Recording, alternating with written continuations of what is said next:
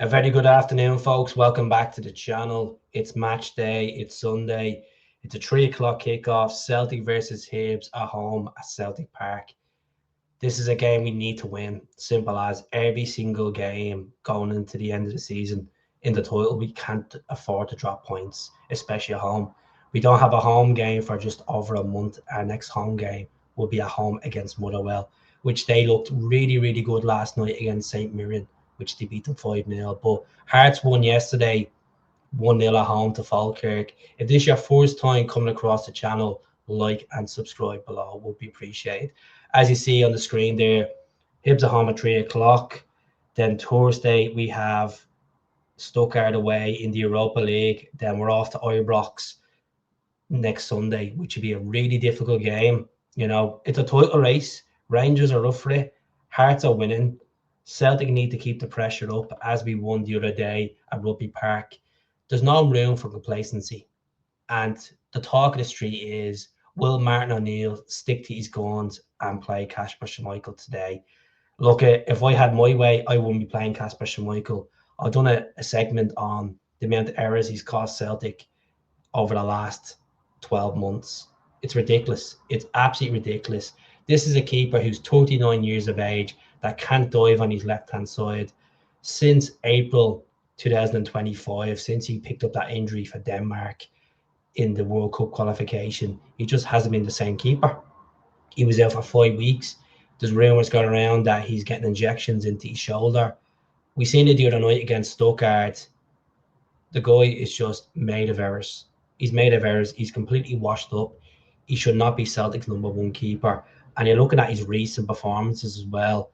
It's not comprehensive, folks. Look at his performance match rating against Stuttgart, 3.3. Against Kilmarnock, we seen the howler he done towards the second goal. Most of the shots that he's been saving has been with his feet as well. He's a keeper that can't even control his own box. His communication skills are well off it. His distribution of the ball, it's like he panics at times when he distributes the ball. The other night, how many times did we get caught out when he hoofed the ball up and towards the middle of the midfield and Stuttgart by winning them balls in the air? It just isn't good enough. I would be starting SINISALO in goal. I know a lot of people are coming in the comments across social media saying SINISALO isn't any better. Well, SINISALO wasn't that bad last season when he had to fit in for Kasper Schmeichel. Yes, he played against Livingston this season and he conceded 2 goals early enough in the game, and then he conceded a goal in the cup against Dundee, which was an absolute cracker. I don't think any keeper would have saved that in the top left corner. But we really need to win today because the stakes are getting higher with this title. And the reason why the stakes are getting higher is because whoever wins the league, it's not straight into the Champions League the way it used to be. It's not even a playoff round anymore. How it's going to work out is you get Champions League second round qualification because of the drop in the coefficient in Scottish football for UEFA rankings. It's looking bleak, to be honest, which is it's looking dim, and there's a lot of money being staked as well. If Celtic will win this league ahead of Hearts and Rangers, we'd have to play the second round qualification, which is 2 games, third round qualification, 2 games, and then a playoff, 6 games to get into the Champions League, with a team that needs a massive rebuild, with a manager that we need to bring in, which I'm going to do a video about the candidates who I think should be ideal with the Celtic job. But we need to go out and beat Hibs today. All this tension in the stands, all the tension between fans and the board, we do need to put it aside because it's distracting the players. It's distracting the morale. The other night, the ball's getting thrown on the pitch. There's been a lot of criticism from fans towards the Celtic collective about why interrupt the game. That's another fine. It ruined the mentality. You know, that the fans are saying you never walk alone. Then the game kicks off and then there's disruption. It just kills the mentality of the players out there to approach the game in a better shape of frame of mind. Look, it's simple as it is.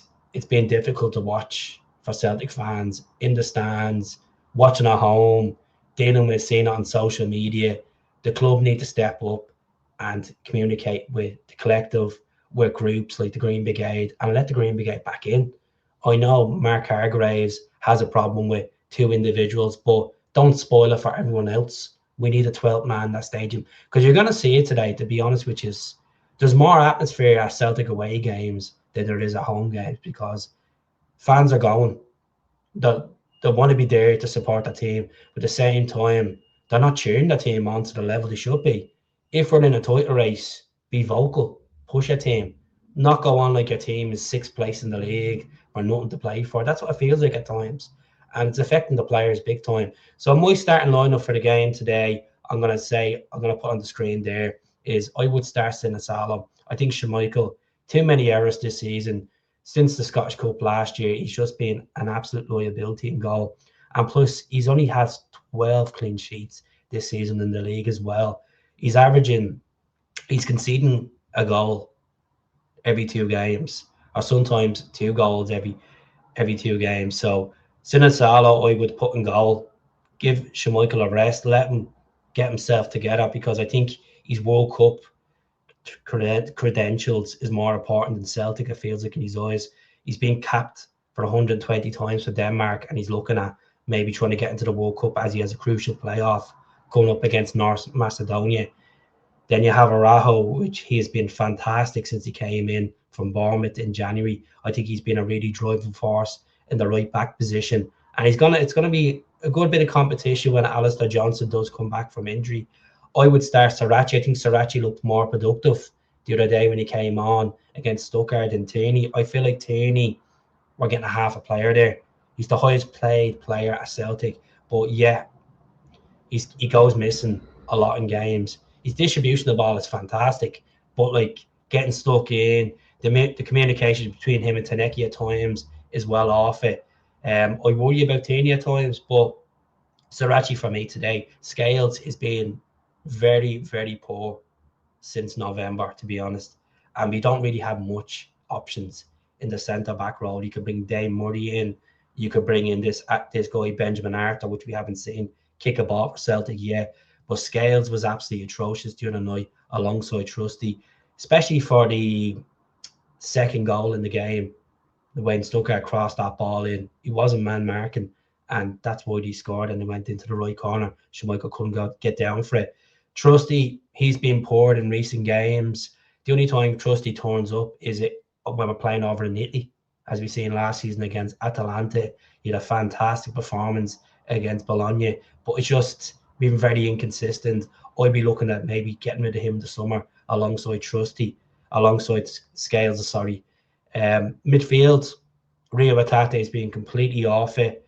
I'm not a fan of Rio Atate this season. He's dropped tools, very inconsistent.